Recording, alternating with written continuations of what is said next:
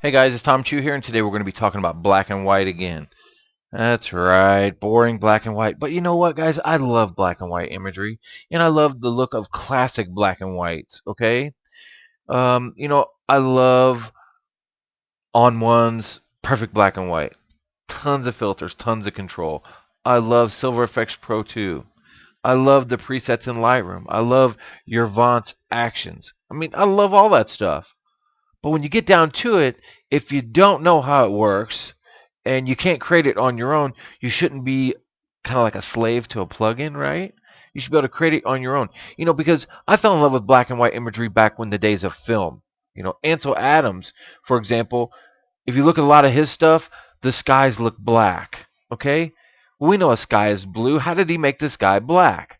The film, depending on which one you buy, gives you characteristics like Tri-X or Delta, but if you want to make a blue sky look black, you have to use a red filter. So what if I told you you could do the same thing? You could create a color filter that toned your image to a certain color, and then you could apply a filter on top of it to control tonal values. Just like putting a color filter in front of your lens on a grayscale image, we're going to do that in Photoshop. First, we're going to look at a couple things to get started. The color wheel. Okay, I've done tutorials about the color wheel, but did you know that there's a color wheel built inside Photoshop? If you go to Windows, Extensions, and you look for Cooler, it'll show you all of these cool things, these complementary colors, right? So these will give you all these ones that if you're trying to get some color themes for a design project, all of these are complementary colors, but they all work from this color wheel. So we know if we're working with red over here, it's showing different our base colors, right?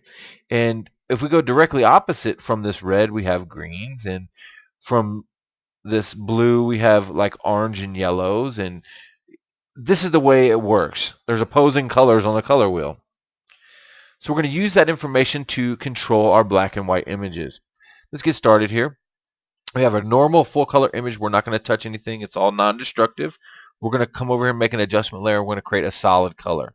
Okay, so this is going to give us our tone of our image. So say if we just started with red, for example, let's look and see what an opposing color for red is. But before we do that, let's change our blend mode to color. It drops below the screen. You can't see it, but just select color, and now you've got this red tinted image. Okay, so if we look at our color wheel, you can see that the opposite of red is green.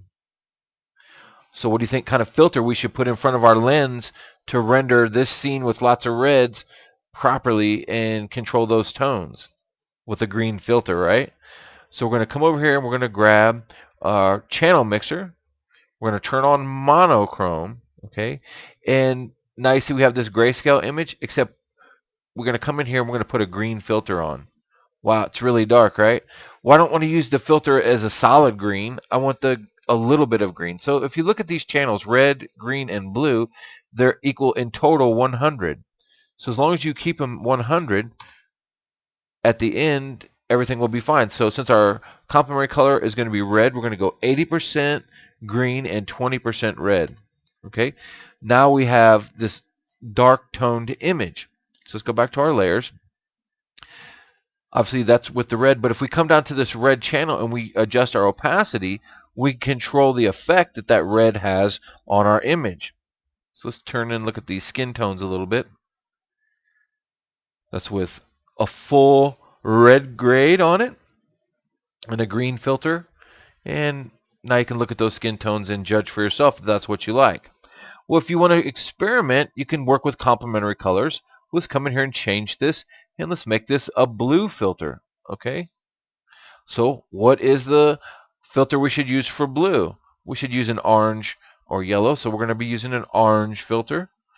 We're going to come back up here to channel mixer. Okay?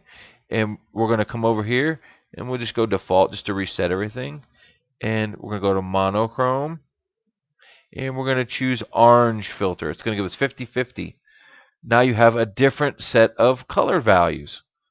We'll go back down to our layers. We'll go to our color layer, and we'll turn it up to 100% so you can see the effect.